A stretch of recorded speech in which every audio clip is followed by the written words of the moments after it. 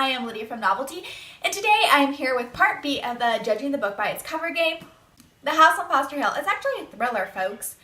I would never have picked up a book if I knew it was a thriller because I don't like those kind of books, and I still wouldn't read them very often, but I actually really liked this book because it wasn't creepy. It was just really interesting and kept me really focused and like, oh my goodness, what is happening next? So the main character, her husband died in a car wreck several years before. She thinks that he was drugged and so therefore murdered because of the car wreck.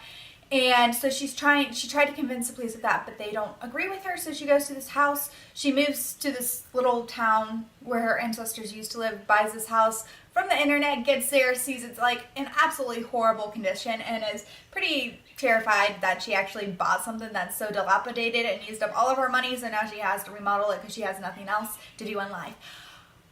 As in, no place else to go. But it's really, really interesting. It also takes place during, like, I don't know what time period, maybe the 1800s, and, okay, 1906. And the main character from that time period is, her dad is the physician of the area, and so it's both the ladies, their plots coincide with, or collide, I guess I would say, with The House on Foster Hill, and some stuff that went along with the house that was not good. So everything I guessed about this book was pretty much wrong.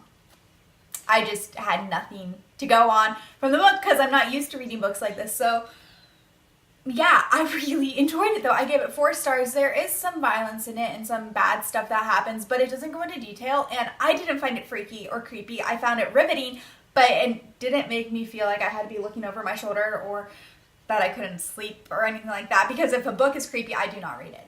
The Road to Magnolia Glen. I didn't actually read this book. I only got about 10 to 20 pages in because then it felt dark to me, and I don't read dark books. I thought it was going to take place in, I forget what, I think I said like Alabama or Louisiana with a plantation, etc. It actually takes place in Mississippi in 1792, I think, yes. And so I was off on the century, I was off on the state, and obviously I was off on the feel of the story. So this was a complete failure with my guessing. Okay, this book is the one that made this video not get filmed for so long because I'm still trying to put into words my thoughts about it. I'm still trying to put into cohesive thoughts my thoughts about it because it blew my mind. It like made me go like, wait, well, what? First of all, I would have definitely never ever read it if I would have read the back cover copy, and I am really glad I hadn't read the back cover copy because I'm really glad I read this book. I'm still not sure whether it gets 4 stars or 2 stars, and that's crazy for me because I'm always like, oh yeah, this book is totally 3 stars or totally 4 stars. But I'm like going back and forth so much on this book.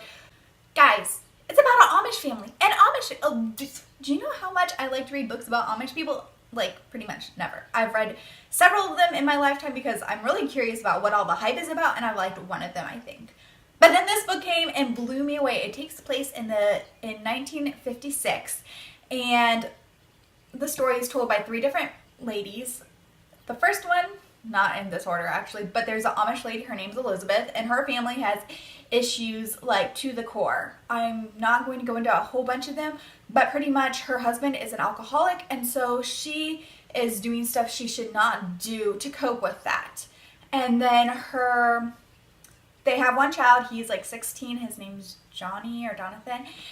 And then the other lady is Delilah, and she is an African American, and this is like when prejudiceness runs deep and there's a whole bunch of racial issues, and it explores that from a perspective I'd never seen before though, because it comes from the view of the African American versus the Amish lady, and like how their thoughts collide and how things work and don't work. And then it also is told from the perspective of Sparrow, which is the 14-year-old daughter of Delilah. What happens is Sparrow's little brother, Delilah's son, died right before the book starts, and so they're moving to a new place to get it's where Delilah's husband, Sparrow's dad, grew up, and they're moving there to try and get like a new grip on life because their lives are falling apart since their little brother / son died.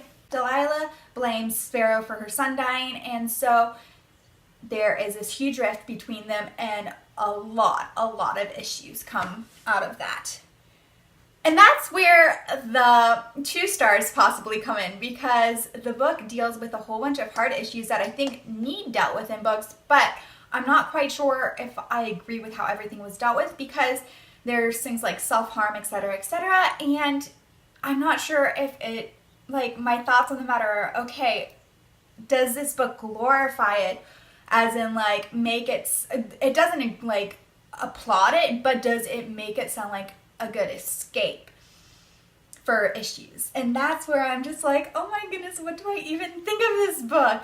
Because it helped me understand people better. It helps me, like, feel like I have a better grasp on humans who have gone through things that I've never gone through. It was so realistic and so beautiful and so heart-wrenching all at the same time.